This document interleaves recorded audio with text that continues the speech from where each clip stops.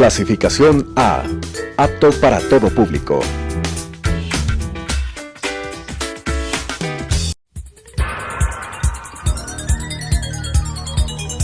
Las opiniones vertidas en este espacio por la producción y dirección del programa son de exclusiva responsabilidad de sus autores y de quienes intervienen en ellos.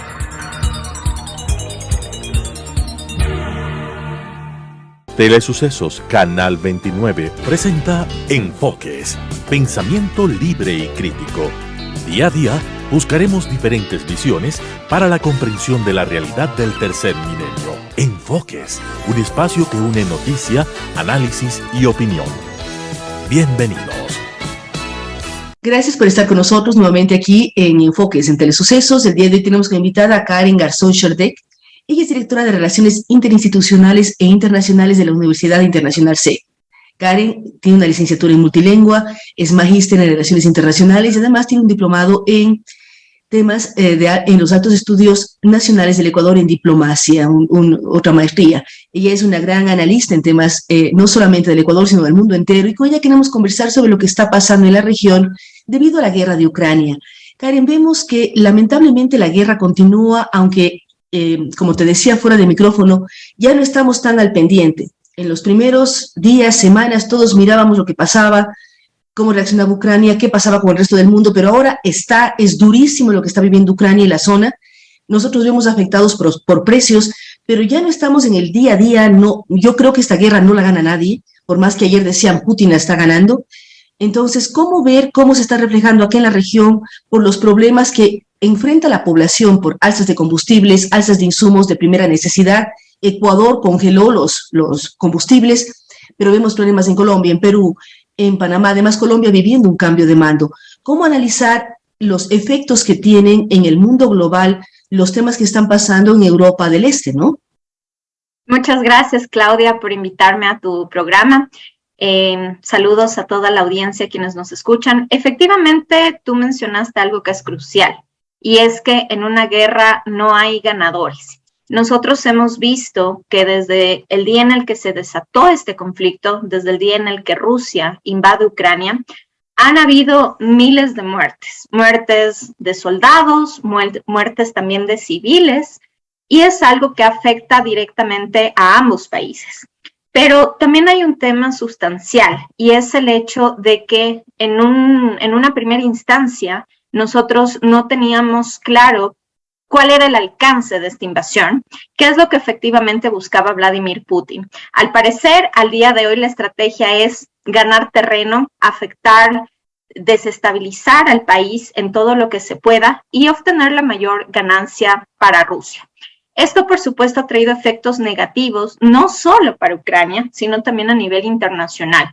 Recordemos que nosotros vivimos en un mundo globalizado, interconectado, donde en un clic a tiempo real nosotros podemos tener información de qué es lo que sucede en muchos países, pero también esto nos afecta, nos repercute a nivel mundial. Esta interconexión hace que cuando los precios del petróleo se incrementan, por supuesto tenga repercusiones en los diferentes países exportadores, productores, pero también aquellos países dependientes de petróleo. En el caso específico de América Latina, nosotros hemos visto una inflación que en varios países ya es hasta de 2 dígitos esta inflación, y por supuesto esto incrementa el costo de vida para la ciudadanía. Hemos visto que en países como Ecuador, como Panamá, entre otros, ha habido protesta social en torno al precio también de los combustibles, y los diferentes gobiernos están buscando mecanismos para de alguna forma a ayudar a la economía para que el impacto no sea tan grande, porque a la larga el impacto mayor lo tiene el consumidor. Lo tiene el consumidor y lo sufre la sociedad, es decir, los menos favorecidos, los que menos trabajo tienen, los que menos recursos tienen son los más golpeados.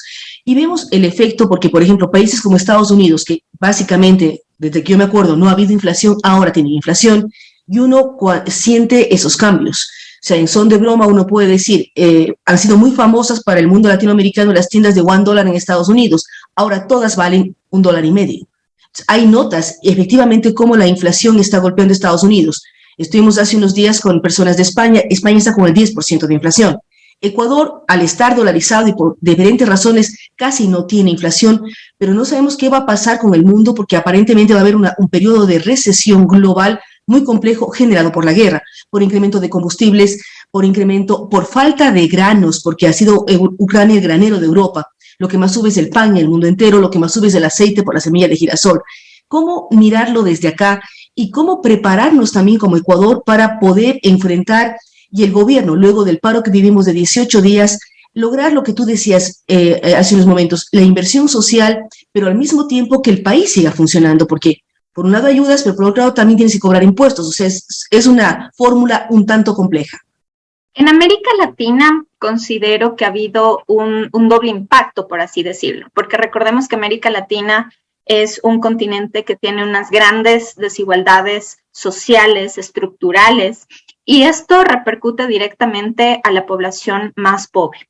No solo en pandemia vimos cómo las personas que vivían en pobreza pasaron a una pobreza extrema, que se vuelve en una pobreza estructural, y por supuesto esto repercute en muchos ámbitos de educación, ámbitos de salud, de hábitat, entre otros. Y ahora, con esta recesión que efectivamente se está empezando a evidenciar en varios países, esta inflación, lo que hace es que tú como consumidor tengas menor capacidad adquisitiva, porque a la larga las personas siguen ganando lo mismo que se estaban ganando, pero los precios se han disparado. Entonces, esto afecta diferencialmente a las personas más pobres porque efectivamente ya no puedes llevar lo mismo a tu casa, lo poco que llevabas, tienes que reducirlo.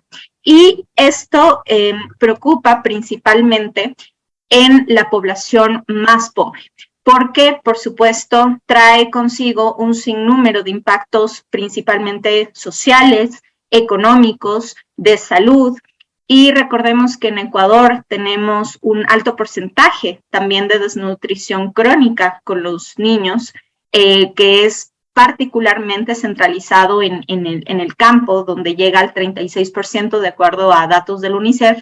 Entonces, los gobiernos deben efectivamente tomar políticas. Comentábamos con Claudia antes del programa que indistintamente a la ideología, sea de derecha, de izquierda, de centro, es importante la inversión social. ¿Por qué? Porque nosotros vimos en el año 2019 en la región que hubo varios estallidos sociales en diferentes países que tenían gobiernos de turno de diferentes ideologías, pero ¿cuál era la consonante? Era efectivamente que los gobiernos no habían hecho una inversión social y la ciudadanía estaba demandando salud, educación, entre otros. Entonces, estos estallidos sociales que hubieron en Colombia, en Chile, en Perú, en Ecuador también, hace que los gobiernos deban replantearse. Efectivamente, es necesaria una recolección de impuestos, porque a la larga el Estado funciona de esa forma. Hay que hacer gasto también a través de esta recolección de impuestos, pero también es importante que se enfoque este dinero estatal en diferentes ejes sustanciales para la población. Nosotros no podemos pensar en un desarrollo si no hay educación. No podemos pensar en reducir esta brecha de desigualdad, esta brecha de pobreza, que incluso son objetivos de desarrollo sostenible que tienen que cumplir los países hasta el año 2030 y que lamentablemente por la pandemia ha habido un retroceso en el cumplimiento de estos objetivos. Entonces, estos objetivos lo que hace es marcar determinados hitos, determinadas metas para que los países digan, ok, la inversión social es importante. Reducir estas brechas de desigualdad es sustancial porque es la única forma con la cual nosotros como países, con inversión en educación, con inversión en salud, entre otros, vamos a poder tener desarrollo en el futuro y cumplir no solo con los ODS, sino también con el mejoramiento de la calidad de vida de nuestra población. Efectivamente. Lo que tú señalas es muy importante, Karen. Todos coincidimos es que se debe sustanciar y priorizar la inversión social, sea educación, sea salud, sea generación de empleo, generación de préstamos favorables para emprendimientos, áreas agrícolas y otras. Pero la pregunta que todos nos hacemos en la región de América Latina, no solo es en el Ecuador, ¿dónde sacan recursos los gobiernos? Porque al mismo tiempo exigimos que nos bajen los costos, que tengamos menos impuestos. Todos nos quejamos cuando pagamos impuestos porque además vemos que no son bien invertidos, pero por otro lado exigimos mayor gasto social.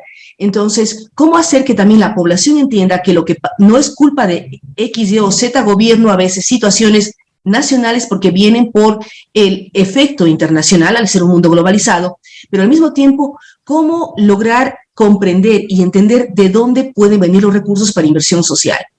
¿A quién quito, a quién pongo, a quién despido en el mundo público? Lo cual es muy duro decirlo, porque al mismo tiempo, si uno dice recortar el gasto público, muchas veces es igual a reducción de plazas de empleo en el mundo público. Más gente va al desempleo.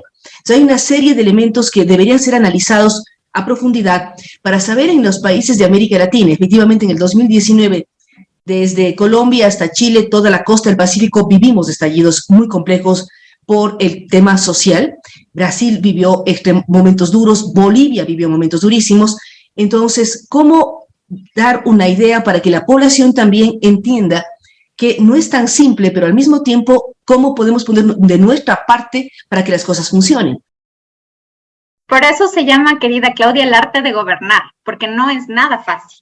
Cuando una persona llega a este puesto de elección, tiene que tomar decisiones cruciales, decisiones en muchos casos tal vez no tan populares. Y efectivamente, como ciudadanía, yo creo que nosotros hemos perdido un poco este objetivo de ser una ciudadanía activa, una ciudadanía que participe de también hacer leyes, que cuando nuestros mandantes pues hagan algo que no consideramos que es en beneficio de la ciudadanía, nosotros también nos expresemos de manera pacífica.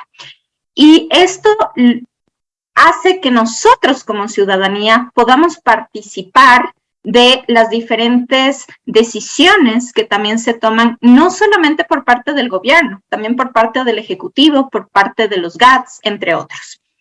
No solamente es un tema de tener una participación ciudadana, una ciudadanía activa, sino también yo considero que cuando los gobiernos están haciendo las diferentes políticas públicas, se enfrentan a un sinnúmero de situaciones. Nadie se esperaba una pandemia mundial, nadie se esperaba que los precios del petróleo se dispararan y que esto encareciera la vida.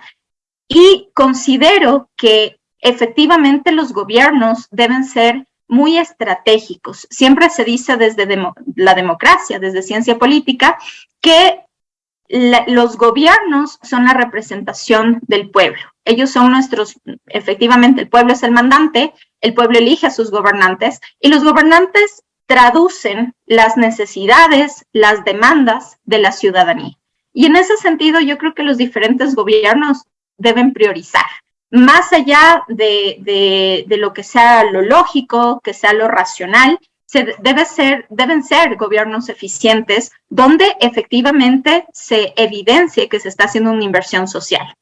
Además de la inversión social, efectivamente se necesita hacer una recolección de impuestos. Muchos gobiernos progresistas han mencionado la importancia, te digo, Colombia, Chile, entre otros, han mencionado la importancia de que las personas que más ganan paguen más impuestos, no solamente en personas naturales, sino también en empresas. ¿Qué es lo que ocurre? Que en muchos países de América Latina y del mundo hay una fuerte evasión fiscal.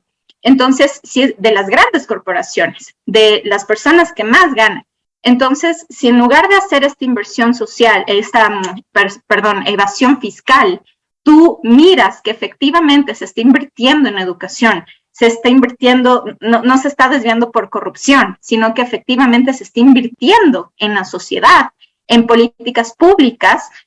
Por supuesto, es una forma de incentivar a que se pague los diferentes impuestos, pero no solamente incentivarlo con esta inversión social, sino también que desde el gobierno se busquen diferentes estrategias, diferentes elementos para que no haya corrupción, por lo menos disminuir en alto grado la corrupción que tanto nos afecta en América Latina, y por supuesto que las empresas y las personas que más ganan puedan pagar estos impuestos y no haya esta evasión fiscal que también es altísima, no solo en nuestro país, sino también en la región.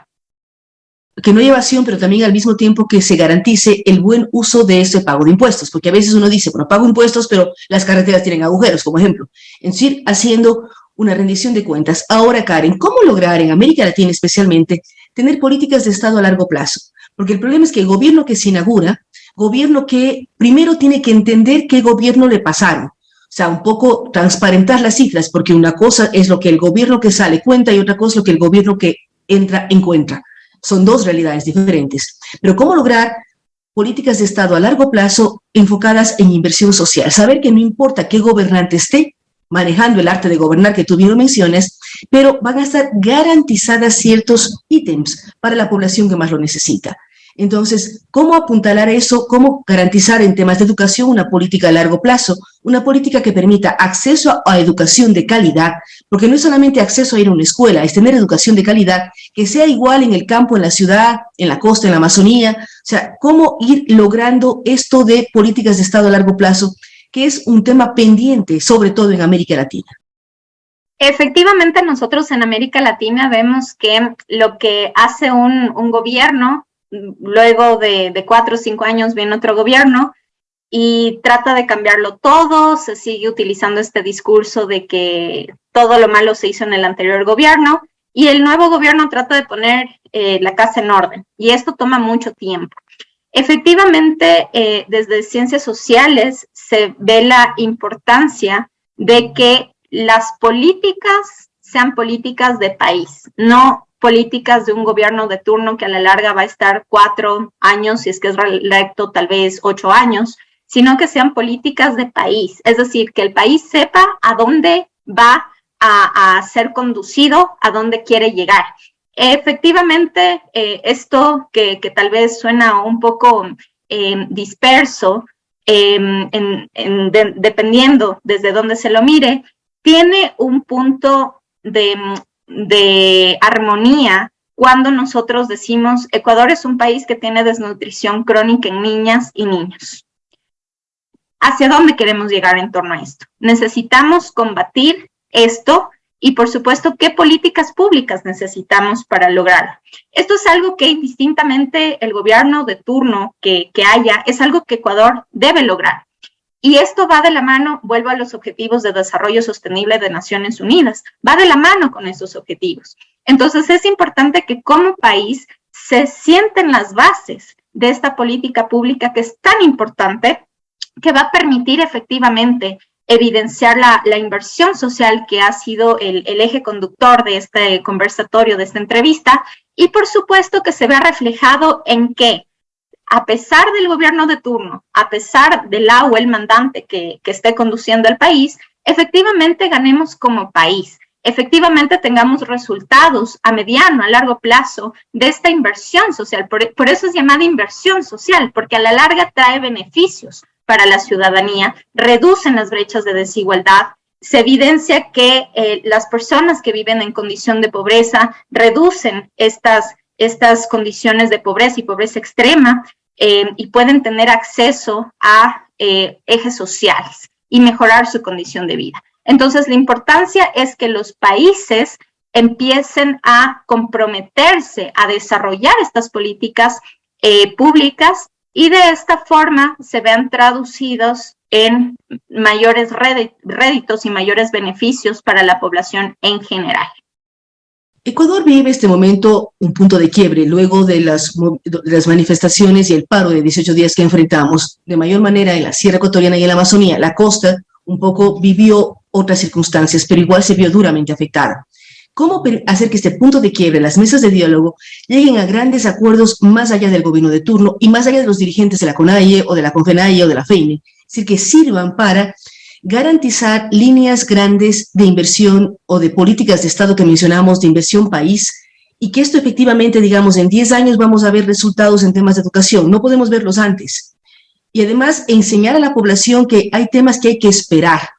No es que por varita mágica mañana está arreglado, sino se tiene que arreglar, se tiene que cimentar, que hacer reformas educativas, que llegar a los jóvenes. El tema de desnutrición también es nutrir a las madres para que sus hijos nazcan bien nutridos. Enseñar a la población cuáles son los mejores alimentos para que esos niños después tengan un buen desarrollo, tanto psicológico como motriz, en todos los aspectos. Pero son temas de largo plazo. ¿Cómo lograr entender? Porque todos oímos los ODS, pero a veces nos sentimos totalmente fuera de los ODS porque vemos que en el día a día en todos los países del mundo siguen los mismos problemas. ¿Cómo lograr que la población logre entender? Y esto también que nos ayude en los futuros procesos democráticos para que sepa que hacer un cambio inmediato es imposible y por lo tanto cuestione a sus políticos y pidan más bien que ciertas líneas, lucha contra la desnutrición, tema educativo, tema salud, sean líneas permanentes y no se cambien en cada gobierno. La respuesta, querida Claudia, es muy amplia, abarca muchos ejes. Voy a tratar de centrarme en lo que considero que es más relevante. Considero que tiene varios actores que son claves. En un primer momento, el gobierno nacional. Los gobiernos nacionales deben tomar conciencia de que cuando son electas las personas para que conduzcan un país, no deben cumplir una agenda personal, deben cumplir una agenda en representación de la ciudadanía. En el caso ecuatoriano, en representación de las y los 18 millones de personas que votaron de manera directa en las urnas por esa candidatura, pero a la larga es el presidente de la República, entonces representa a toda la ciudadanía.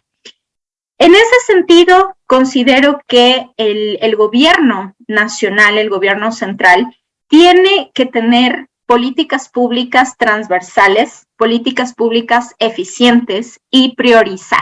¿Priorizar en qué? Efectivamente, Ecuador tiene estas cifras muy desgarradoras en cuanto a desnutrición crónica, también tiene otras cifras en cuanto a pobreza, en cuanto a no acceso a educación, entre otras. Entonces se debe priorizar estos ejes que son cruciales como país. En un segundo momento, la ciudadanía. La ciudadanía tiene una responsabilidad directa en torno a participar, ser una ciudadanía activa que se involucre de los diferentes temas sociales, económicos, políticos, entre otros. Nosotros vemos que hay mucha negativa hoy por hoy hacia la política. Como ciudadanía han pasado muchas cosas en torno a corrupción, decimos la Asamblea Nacional, entre otras cosas, pero más bien esto nos perjudica a nosotros mismos como ciudadanía. Al contrario, si es que algo está mal, nosotros tenemos que tener presencia, tenemos que participar de manera activa. Y en un tercer eje, yo soy fiel creyente de que la educación es algo que es un elemento transversal y, por supuesto, no solamente el gobierno, tal vez se pueden hacer alianzas público-privadas, entre otros, para invertir en educación, para hacer que efectivamente los niños y niñas que no tienen acceso a educación puedan tenerlo. Esta puede ser, por ejemplo, una excelente oportunidad de las empresas privadas para que se auspicie educación para niñas y niños, para que se pueda participar a través de diferentes fundaciones, entre otros. Y con la educación tú logras mucho. Si bien es cierto, no se resuelve el 100% de los problemas, pero sí logras mucho en hacer que la ciudadanía comprenda diferentes temáticas que son cruciales a nivel nacional y, por supuesto, empiece a involucrarse en la consecución de diferentes proyectos de política pública que también son importantes como país. Es decir, nos queda el trabajar en equipo y el ir dialogando todos los sectores del país para buscar alternativas, para dar viabilidad a temas de educación, temas de salud. El eje es desnutrición, porque también un niño que no tiene un buen desayuno no puede rendir en un colegio. Entonces, trabajar en todos estos ítems para seguir adelante. Queremos agradecer muchísimo a Karen Garzón. Recordamos que ella es quien está al frente de las relaciones interinstitucionales e internacionales de la Universidad Internacional SEC. Es muy importante escucharla y hacer un análisis de país entre todos, no solamente los políticos, ni los empresarios, ni los comunicadores. Todos debemos buscar llegar a grandes acuerdos, tener líneas para continuar adelante y que el país tenga un futuro importante. Así es que muchísimas gracias a Karen y a ustedes que nos han acompañado el día de hoy aquí en Enfoques. Nos vemos en una semana más. Las opiniones vertidas en este espacio por la producción y dirección del programa son de exclusiva responsabilidad de sus autores y de quienes intervienen en ellos.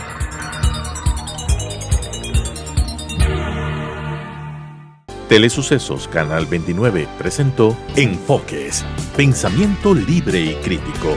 Día a día buscaremos diferentes visiones para la comprensión de la realidad del tercer milenio. Enfoques, un espacio que une noticia, análisis y opinión.